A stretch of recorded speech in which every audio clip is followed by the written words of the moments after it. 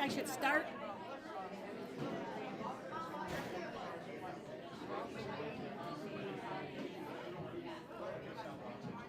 Good evening, ladies and gentlemen. Welcome to the very last meeting for the 30th Ride for Missing Children. Believe it or not, I want to hear it from you. Are you excited? That's great. I don't know, I think you've got to be a little more excited than that. One more time. Are you excited? All right. This is our last formal meeting, and we have 17 days till Ride Day. It did go by fast, I think. So I'm so happy that you all were able to make it.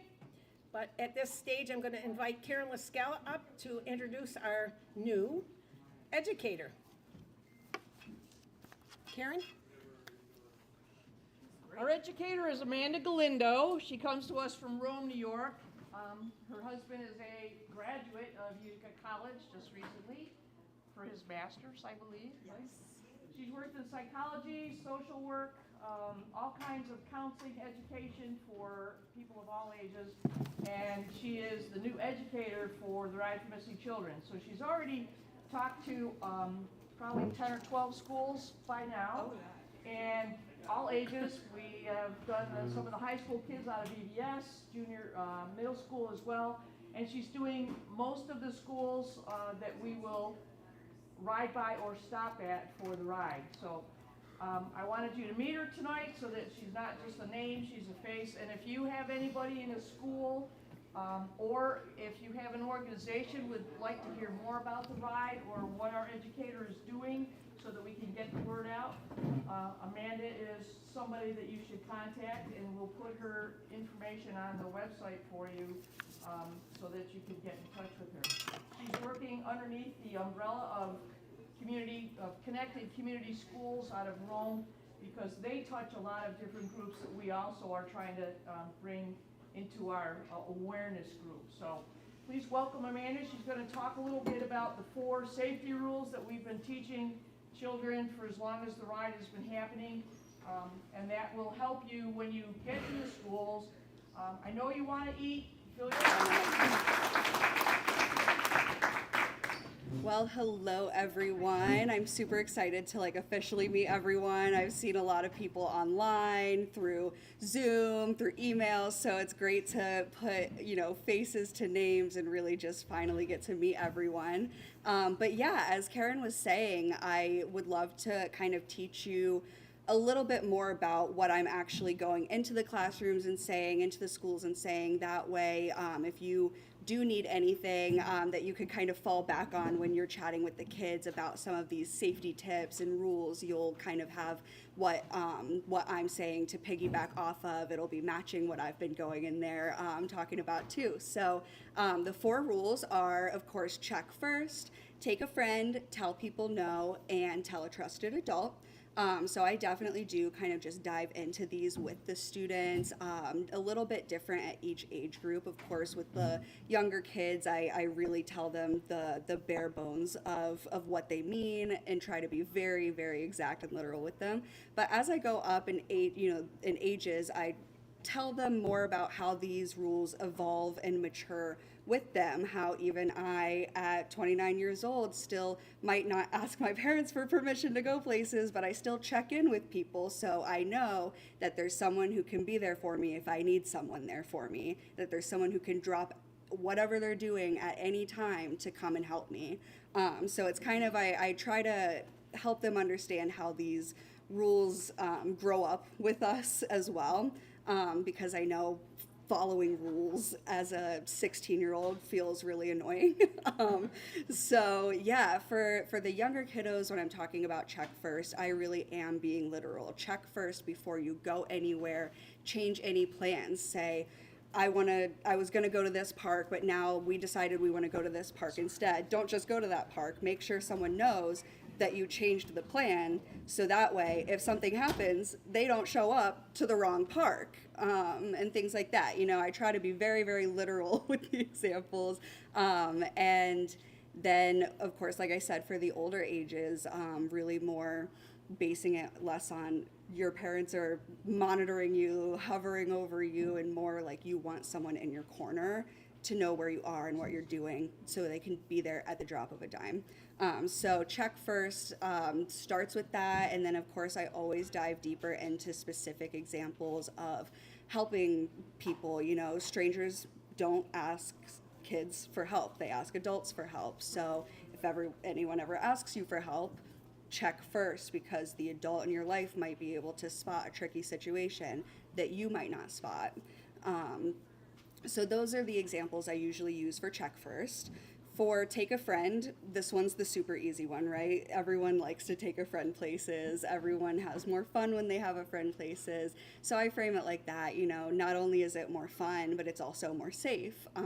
And Karen set me up beautifully in the previous presentations with a great example of, instead of one set of eyes checking your surroundings and one set of ears listening for your surroundings, you have two.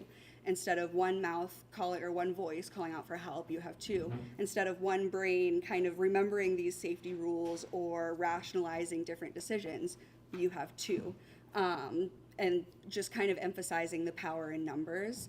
And that's a really funny one because it usually comes back into play when I talk about bike safety and one rider, one seat, one rider, because I say, you know, we want to take a friend places with us. We already talked about that, but we don't want to be unsafe when we do that. We don't want our bikes to break. We don't want our friends to get hurt if they fall off, if they're riding on the handlebars or something like that.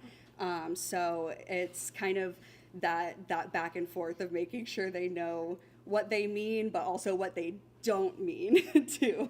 And then tell people no is a really obvious one. And anytime I give kids like scenarios, examples, they're so good with that.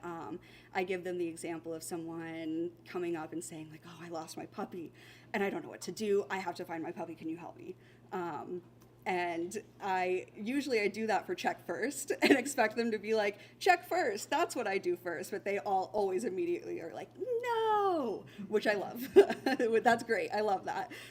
So tell people no is a really good one that they already get. And then as I get into the older groups too, I'm really talking about boundaries and asserting boundaries, respecting boundaries. And that no is a complete sentence. You do not have to explain yourself. You don't have to apologize. And then lastly, tell your trusted adult. I also like to really emphasize at all ages that rule doesn't end just because you are getting older, just because you feel like you might be getting close to being an adult yourself doesn't mean that there's not someone who might be like, has more pro skills in this area or something like that. But for the younger kids, that's a really fun one to really talk to them about the actions and words that you would hear or see from a trusted adult, someone who's kind, someone who teaches you things, someone who makes you feel safe and listens to you and doesn't judge you when you ask questions or talk to them, and things like that, encouraging them to think of some people in their lives who fit that description so they know exactly who to go to when they need support. So yeah, really framing these rules as kind of less rules and more skills that they can carry throughout their whole life, and powers that they have to be in control of their own safety. So those are all really great things to chat with them about, kind of asking if they know the 4 rules or, you know, if there's any trusted adults in their life, things like that. Even giving them the scenarios or who's your favorite friend to take places with you, stuff like that. So those are all great little ways to kind of get them engaged in the 4 rules specifically. Asking them bike safety stuff, even just simple things like I'm just looking off of this, so I'm actually matching what you guys will have too, but wearing a helmet, asking them if they wear helmets, showing them your helmet, saying, you know, my helmet, I'm protecting my brain, you know, even as an adult, I'm a professional, and I know my brain is very important, you know, so just all of those kinds of things of engaging them, getting them interested in a fun way. So yeah, that's kind of where I have been in the classrooms, and hopefully that will show on ride day. They'll be able to kind of really engage with those specific questions, having the preface, having everything kind of leading up to it. How do you explain to a child what a trusted adult is? Yeah. So some of those, like I said, the someone who is kind to you, because I will say when I first ask, what do we think a trusted adult is, I get a lot of answers like, well, my neighbors or my mom's best friend, and I'm usually like, well, that can be a trusted adult, but not always, right?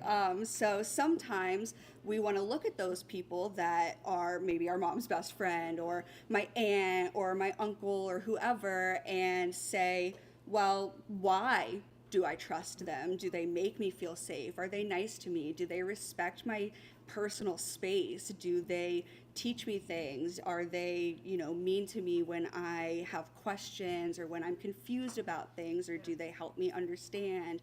Are they non-judgmental? Like things like that. That way they can really kind of get a feeling of what it means to have someone in your corner. Good. Thank you. Yeah, any other questions? Cool. Let's give her a hand. Thank you. Everybody will have a copy of these are the bookmarks that we supply to the schools that we ride by and to those that we stop at. So on one side are the 4 rules, on the back side are bike rules. As she said, wear a helmet, 1 seat means 1 rider, follow the road signs, both hands on the handlebars, and put your phone in your pocket, which would do adults well to remember those. So there weren't enough made. We have enough for our schools, but what we did was we Xeroxed or copied those. Everybody's going to have one in their bag when they pick up their swag bag. So take them home, read them, think about them.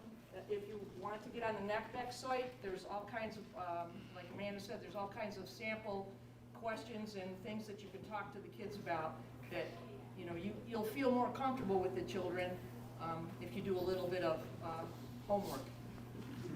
Yeah, and if you make a mistake, they're not going to know. I mean, really, just as long as you gain their confidence, and they're so happy to see you, they'll listen to you, I'm sure of that. I'd like to invite Karen back up here for one more thing. And one more thing on talking to the children.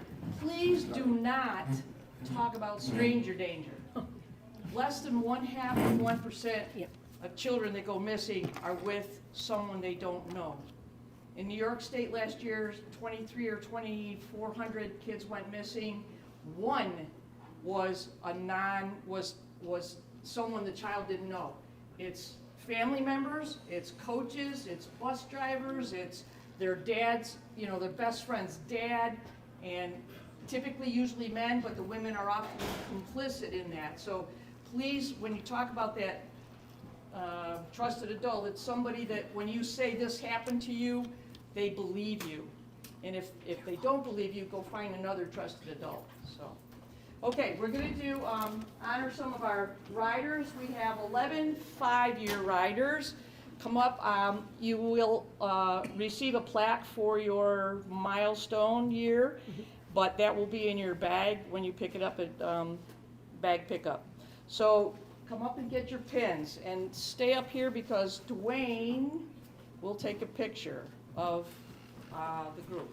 So 5-year riders: Ben Bradley, Holly Cifanelli, Danielle Comiso, Eric Coriel, Noah DeMarco. Nobody's here? Good job. Jennifer Dunlap, Andrea Lamb, Tom Owens, Lee Paquette, Robert Nowicki, and Andy Stedman.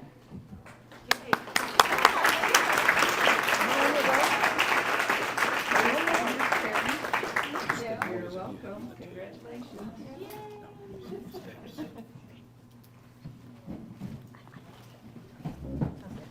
Okay, when you see these people and they weren't here tonight, tell them they missed out. They don't get anything. 10-year riders: Otto Eisenberg, Andrew Karras, Skip Mansour, Perry Tucker, Anne-Marie Walton, and Mike Walton.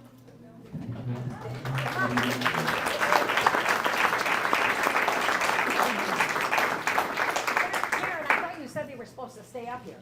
Well, for a photo. Yeah, I know. Yep. Get back up there. Oh, not everybody, just the groups will be Just a fine. group, yeah. Okay.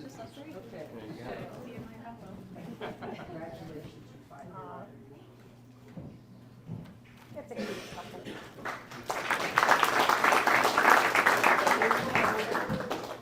We have three 15-year riders, John Huther, Ronald Kay, and John Rubin. Is Doc here tonight? 0 for 3. You're doing well. Okay, we have a 20-year rider, Russ Cahill. And we have one 25-year rider, Kathy White. You're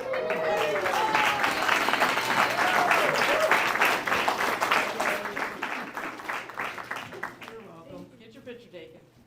Can you see the car? Thanks. That means a lot.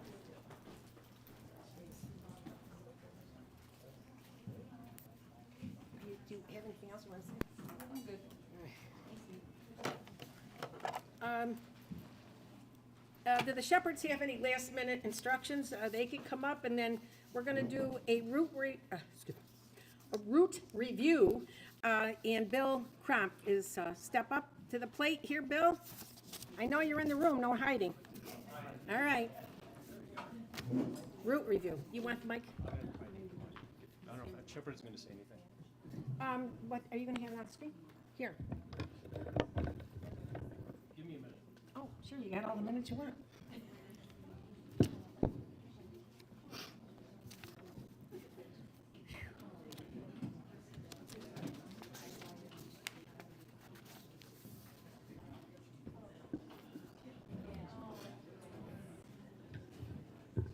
Sorry. All right.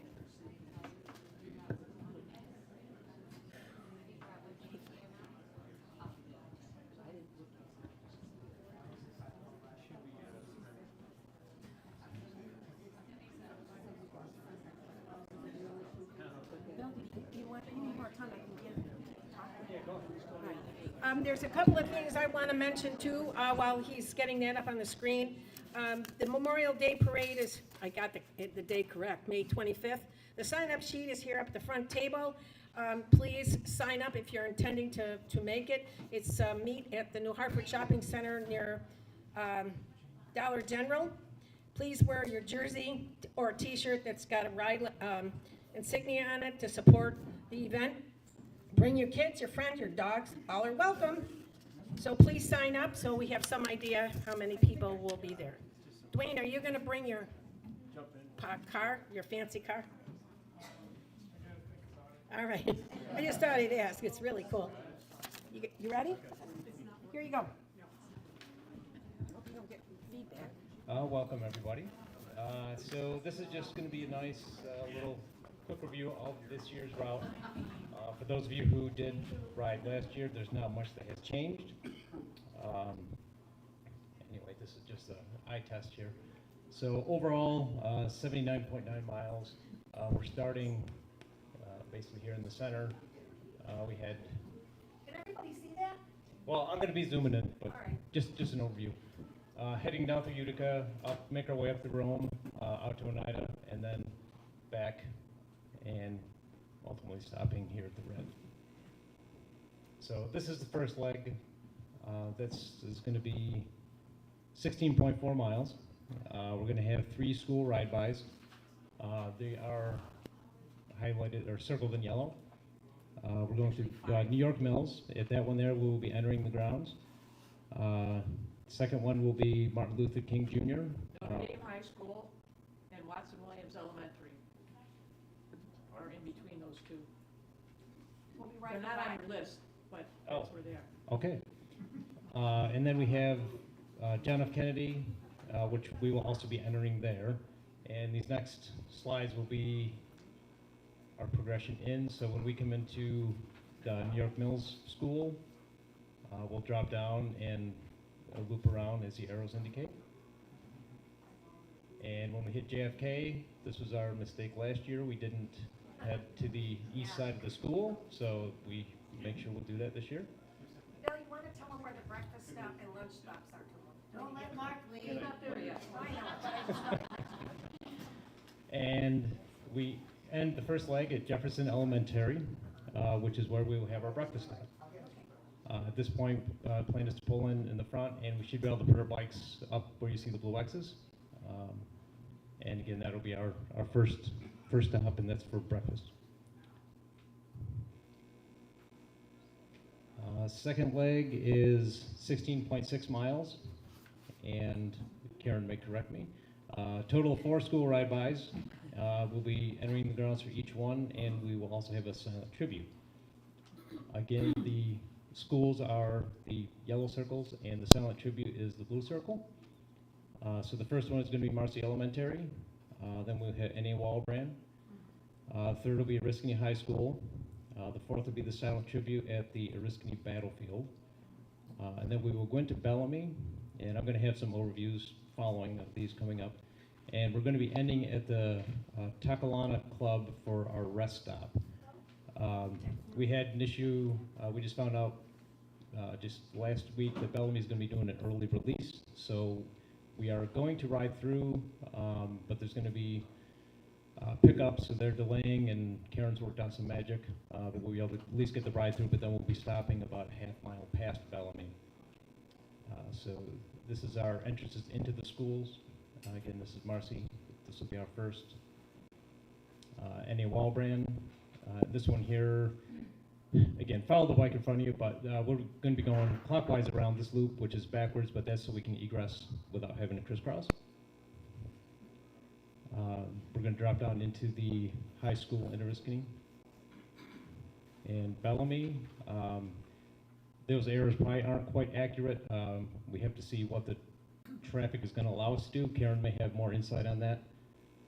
And then we'll exit there, and when we pull into the Takalana Club, we'll be parking our bikes back on the grass somewhere.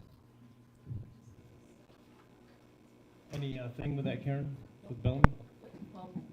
It'll just be that one loop, the bus loop, and then back out again. Okay. Not down past the school or behind. Okay. Third leg is going to be 17.7 miles. This one will have a silent tribute at St. Peter's Lutheran Church. We're going to have 3 school ride-bys. We'll go by John D. George, which we will remain on the street for that one. VVS, again remaining on the street, and when we hit Willard, we will enter the grounds. And we're going to end at Seneca Elementary, which is where we will have our lunch stop. So this is our Willard. We'll go in and go around the east side of the lot and back out. And when we come into Seneca, coming in from the south, and I believe we're going to be parking the bikes on the north side of the school. And then when we exit, we'll come out the north side and head south.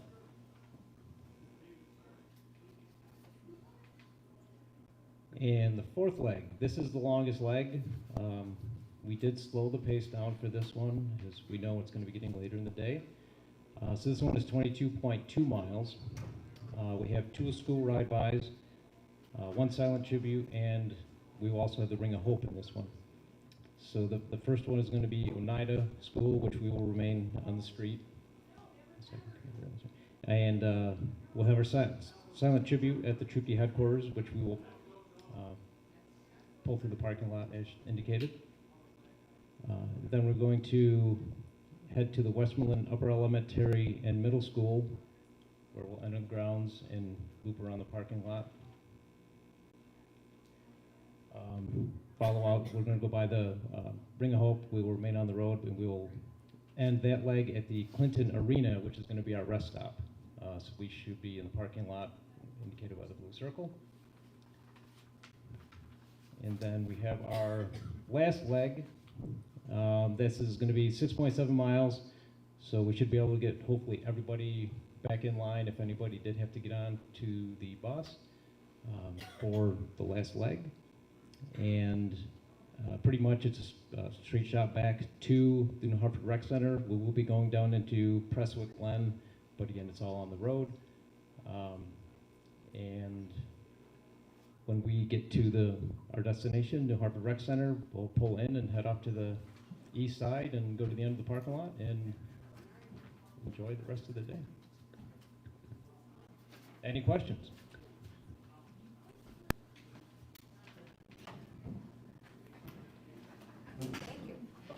No question.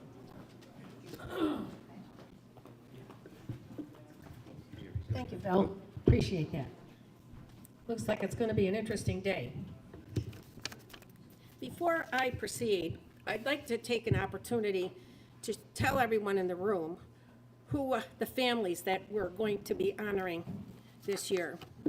And I'm going to mention the family member and the missing child in this order. Rose Cobo, who's from downstate, I think Manhattan area. Missing child is Chelsea Cobo. Elva and Thomas Crump, recovered child, deceased, I'm sorry to say. I think it's Shanice Harris. Donna Green, missing child Raymond Green. Nancy Heber, missing child Tammy McCormick. Mary Lyle, missing child Suzanne Lyle. Lisa Miller and Denise Hathaway, aunts and deceased Kim Simon. Reve Nathan, missing child Tanny Nathan, I hope I said that right. Gary Plunkett, uncle. Recovered child Sabrina Plunkett. Sherry Popovich, recovered child Haley Popovich. Brittany Sullivan and Dan Sullivan, sister and dad of missing child Brian Sullivan. Dusty Wood, brother of Sarah Ann Wood. Just so you're aware of it, we will be seeing them at the opening ceremony. Are the Shepherds have anything they would like to say at this time, or you want to wait until Ride Day? I'll say a few things. Oh, great. Thank you, Mike. There you go. I mean, we don't have the full crowd here, so most of this is going to have to be repeated anyway. But like Doc said, you're going to follow the bike in front of you all day, unless you're behind Mark Ritter. Just be careful. All right. We have a lot of fun. Yeah. Can you also tell how long? What? How long the silence is? You'll hear a shepherd tell you we're clear and our shepherd will start talking. But yeah, it's usually well past the last bikes have cleared the families on the sides. One thing we've fought with, and people that have been with the ride for pre-COVID know that we used to use the barriers from the Boilermaker, and we leaned our bikes on them, and one bike was on one side, one was on the other, and when we left the school, we were 2 by 2. Post-COVID, I think we were more like 8 by 32, you know. We really want to try to get that under control this year. Line up behind the shepherds that are leading out of the school, and 2 by 2 behind them, if you can, please. We may have to go with a numbering system next year, but we want to look well polished and like we've done this before, going out of the schools. So if you could do that for us, that would be awesome. Any questions for the shepherds? Oh, there will be some ribbons in some of your bags. That gives you the privilege of getting up to the front of the line as we line up to go out of the schools. Those will be purple, They'll be purple, like she said. The ribbons, Mike, because there's gonna be black for Ahmad. Okay. Well, there'll be a black ribbon to wear on our jerseys for Ahmad. So we're dedicating this year's ride to Ahmad. Many of us had the pleasure of knowing Ahmad. For the new riders that don't, just know that he's been a fixture of the ride for many, many years. You can explain the story. I don't want to, not now. I'll do it the day of the ride day. His daughter is, No, I know. his daughter is also going to be here. I'm Oh, excited. she is? Yes, Okay. I just found that out yesterday. Okay, very good. Any questions for the Shepherds? Does everybody know what the Shepherd's jersey looks like? Because we don't wear them before ride day. They're just like that, except for the parts that are pink is white. So we'll stand out. You know, if you have any problems, questions, troubles, concerns, medical issues, we have medical personnel. We have 2 doctors in the line. We have an ambulance that follows us all day, you know. If you're riding with your partner and your chain comes off, you pull over, your partner keeps going. You pull to the right, pass on the left. This is all stuff you've heard before and we practice in training rides. So I think you all are prepared for ride day. So Thanks, Mike. what's that? How many new riders are here tonight? Can you stand up, please? Please.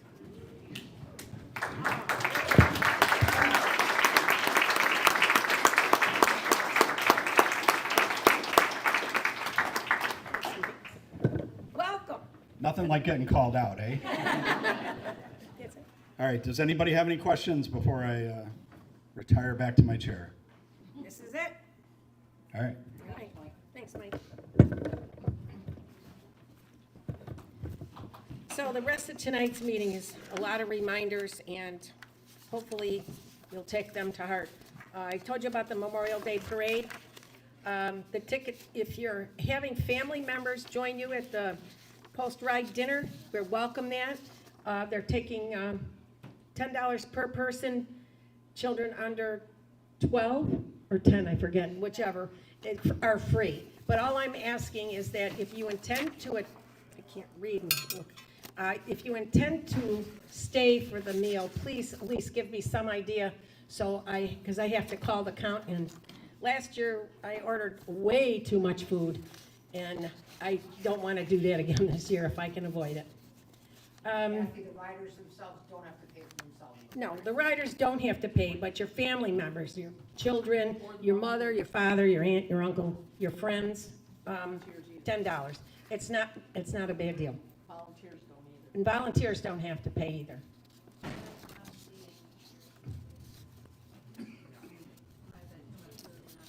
Band pickup is here at the American Legion. Ready? May 27th, from 4 to 7 o'clock. Please try to be on time. We're going to be in here getting this all set up. We don't want to stay till 8 o'clock if it's avoidable. So 4 to 7, please be here to pick up your bag. If you can't pick up your own bag, if there's a reason you can't do that, there's always someone you know that can do it for you. If they come to pick up your bag, they've got to sign it out. The other thing is, you have to have made, is it 100, it's 70? $150. 100. If you don't make, by the amount of money you have to raise is $300 to do this ride. And this is a fundraiser. So if you have raised $150 by ride day, we'll give you your bag. If you didn't, then you don't get it. Kathy, Yeah. high school's 150, and they have to have 75. Okay, I'm sorry. Thanks for telling me that. High school students, only 150, and if have to have $75 in by the time they pick up their bag. Does anybody have any questions about this? Sonny's? Oh, gee. All right. If you can't pick your bag up, on May 30th, Sonny's is going to be available location for you to stop to pick up your rider bag. The regulations still apply. If you don't raise what you need, you won't be getting it. 1 to 5 o'clock, right? 1 to 5 o'clock, May 30th. That's Jim's birthday, you know. So, the only jersey to be worn ride day, I'm really a stickler for this. You see this jersey hanging here? That's the only jersey that can be worn on ride day. Remember, we're a team and we all want to look alike. So please, does anybody in this room not have one of these jerseys? If you don't, raise your hand. You don't have it? Are you new? New rider, it'll be in your bag. If you're a returning rider and you have the one that's mostly purple, don't wear that. It's pink. If you're a returning rider and you need another one, we have a stock load of these because of the other rides that folded. So if you need a new jersey, please tell us tonight and we will put one in your bag. They're here for you to try on. Amanda can help you with that. That's her job. Yeah, please see Amanda. Well, obviously you know that, but we'll also be collecting donations at bag pickup as well. Now, filling out the sheet, we just can't take a check. We can't take cash. It has to be written out to RFMC-MV, or they can write out Ride for Missing Children. It doesn't make any difference. But the whole sheet needs to be filled out. Your name, your address, your phone number, your email, and what the check is, who it came from, and the check number, and the total at the bottom. Because we're not going to do that for you, because you're all adults, right? Raise your hand if you're an adult. I agree. All right. If you have special dietary needs, honest, you're laughing, but you would not believe some of the sheets we see. I mean, I don't know who these people are. You do, because you've gotten the donation. So moving forward, if you have a dietary need, pack your food and put it in a labeled container, and you can bring it to Ride Day and give it to a volunteer to put in a cooler for you, okay? It's too difficult with a group this large to do special dietary needs, so if you do have one, please bring it. We'll pack it for you and give it to you at the stop. Here's another tip, pack your bag the night before. Please don't wait till Ride Day, because you'll guarantee you'll forget something. Don't forget sunscreen, it's really important. Even if it's overcast, you still need sunscreen. And another tip, pay attention to the weather and plan accordingly. I mean, if it's 40 degrees, you better wear something warm. If it's not, if it's gonna be 90 that day, well, don't have to wear as much. But please pack a bag, no more than 20 pounds. These poor volunteers have to pick your bags and move them multiple times during the day, and we don't wanna have them become injured. Pay attention, as I said, to the weather. Your bike drop, bike drop is at Elevate the day before the ride, which is Thursday, from the hours of 4 and 7. The day of the ride, if you so choose, you can bring your bike to Elevate between 5:30 and 6 a.m. But if you intend to take the bus from the New Hartford Shopping Center, there's a change if you've got the old rider manual. It's 6:15. We leave promptly at 6:15. We cannot wait for you. And the reason for that is because we've got to get all of you to Elevate, unload, and then get in for the opening ceremony. Please park to the rear of the shopping center as close to the back fence as you can. No cars at Elevate. No, and they will not allow cars at Elevate. They just don't have the room for it.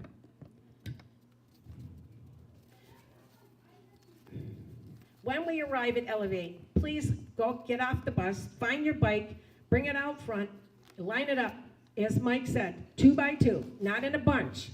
This will facilitate our departure, and included this departure is at every school. We can't leave in a bunch. Please, 2 by 2. Thank you. Now, I'm going to invite Maggie Doyle up to speak about the Night of Hope. I think I'm done. We're moving right along. I hope you're enjoying this meeting. It's my last one. Yay! Yay! I can't help it. Go for it. Okay, thank you very much for giving us a few minutes on this very busy night. Logan Shedd is the new chairperson of the Night of Hope celebration. He right now is on his way to Annapolis to see his brother at his graduation from the United States Naval Academy and to receive his commission. I am just a committee member, and so I'm the lucky person who got to do this tonight. The Night of Hope has been happening every year for at least the last 4 years. The purpose of it is to draw people in from the Mohawk Valley to learn about the Ride for Missing Children and to raise money to help support our programs. We present to the community and defray from the expenses of the ride. The evening is open to everyone in the Mohawk Valley. We want to get as many people as we can from all different walks of life to come to this, because we hope it'll interest some people into deciding to ride or to volunteer or just to donate towards our cause. Maybe become a sponsor. Sorry, I can't hear you. Maybe become a sponsor. And maybe even become a sponsor. This year, it will be held at Twin Ponds in New York Mills. It will be on Friday, October 23rd from 6 until 10.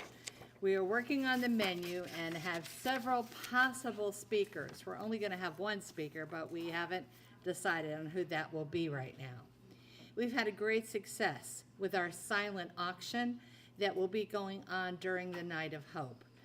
Please consider donating an item for us to auction off. Please mark your calendar and plan on a fun evening with all these wonderful people you have gotten to know on the ride. This will be a couple months later, and it'll be fun to renew friendships. Tickets will be soon available on the Mohawk Valley Ride Family website, so watch for them. We are now members of the Utica Chamber of Commerce. All riders and volunteers are part of our membership. There will be more information coming on that. We're hoping, and the Chamber has offered to help us with publicity and getting the word out among their different organizations. If you're interested in serving on the committee for the Night of Hope, see me after the meeting to sign up. Many hands will make light work. We need people to solicit donations, we need people to set up, to clean up, and we need everyone to tell everyone they know about this great evening.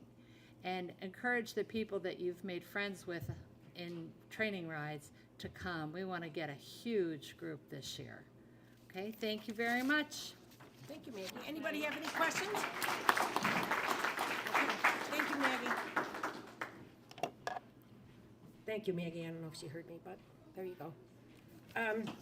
Now, it's my pleasure to introduce Jen Bowman. She is going to address silent tributes in the meeting of the wreaths.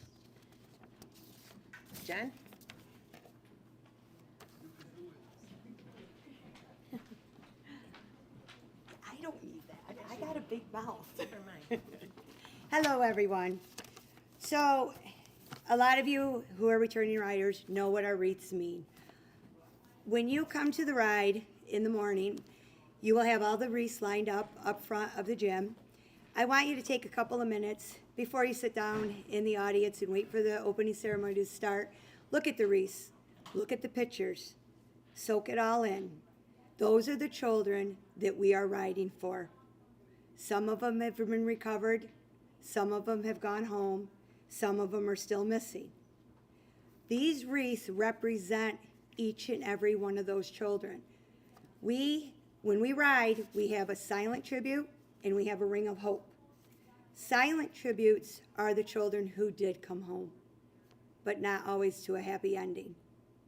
The ring of hope are the children that have not made it home yet, that we hope that one day they will be able to give answers to their family. The other wreaths that you will see up front are the wreaths that we have for the police. Those policemen are out there working day and night for us. They are protecting our children. They are protecting us. We have a story that hit really close to home for me and my husband. You have people that sit next to you every day in your life. You think you might know them. You hope that you know them. And you hope that they are kind human beings just like yourselves. And you hope that their thoughts are all pure. Unfortunately, there was a gentleman in our life that we thought we knew, but our law enforcement was working behind the scenes along with NECMEC, and they were patrolling the computers and the sources that he was using.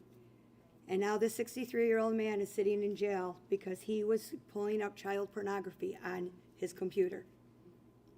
This just shows you that these policemen are out there doing their job, and that what we do is helping them raise the money for their training and to help protect our children from that happening to them. The legacy wreath that we have in front of us is the wreath that we hold for Sarah, the reason that the ride started, unfortunately, for that beautiful 12-year-old little girl that we all know and have seen her picture forever. That wreath will forever be in front of us, and it will remind us why you get on that bike every year, once a year, and that we ride the miles that we ride. We don't ride the miles because we want to do an endurance event. We don't ride the miles to find out how great a shape we're in.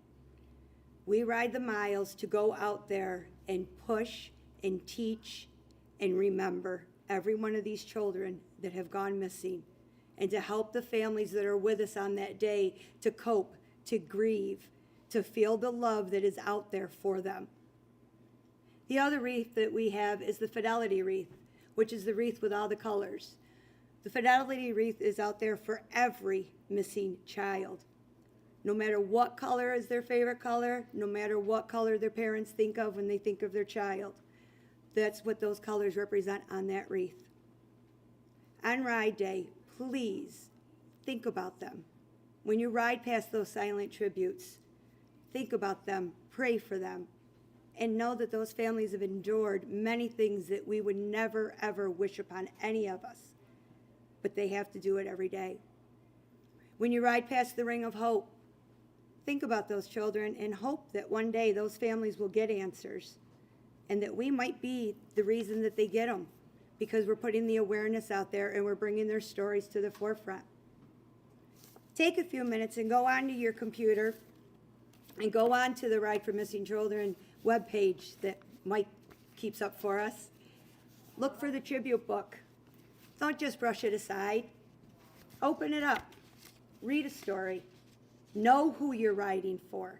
Know that name. Don't just get on a bike and say, I rode for the missing children.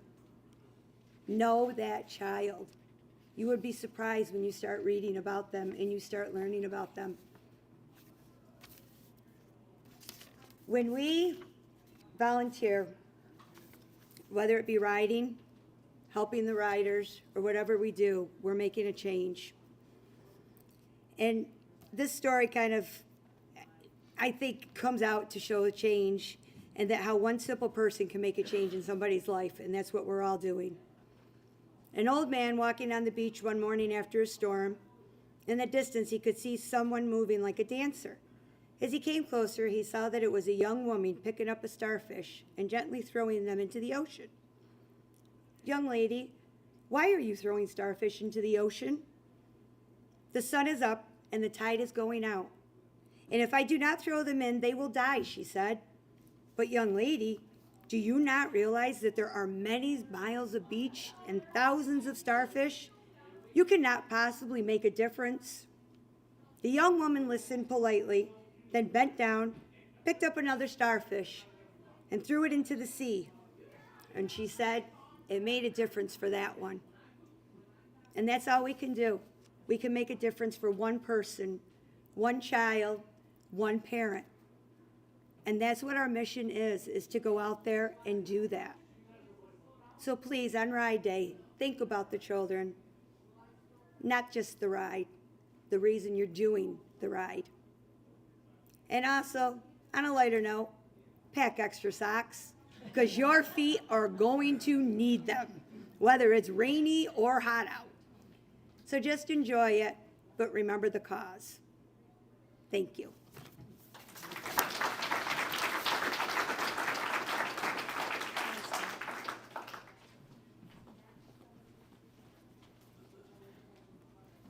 Thank you, Jen. That was wonderful.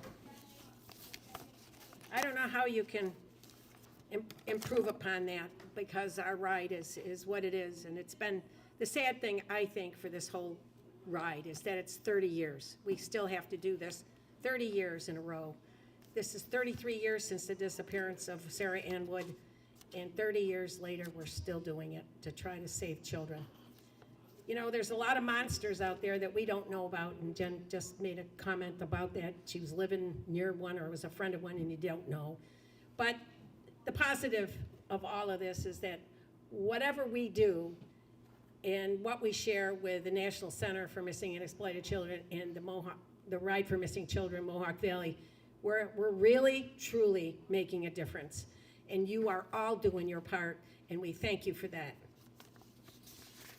So our mission, does everybody know what it is? I'm going to start. In closing, our mission is what? Making our children safer, one child at a time. I thank you all for coming. Look forward to seeing you at bag pickup, and especially on Ride Day. Thank you.